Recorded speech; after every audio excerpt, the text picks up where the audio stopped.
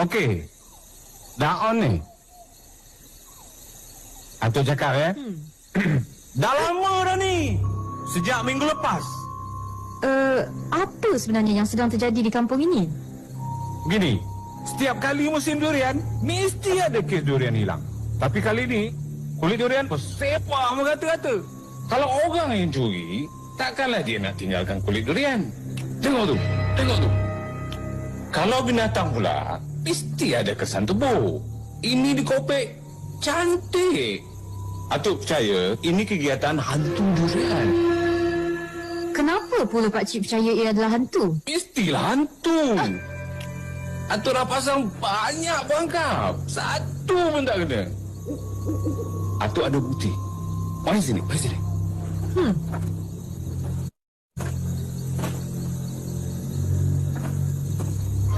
Tengok ni, tengok. Mana ada manusia ke, binatang ke, tapak kaki macam ni?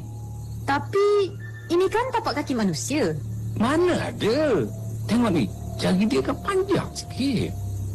Ini tapak kaki atuk ni. Alah.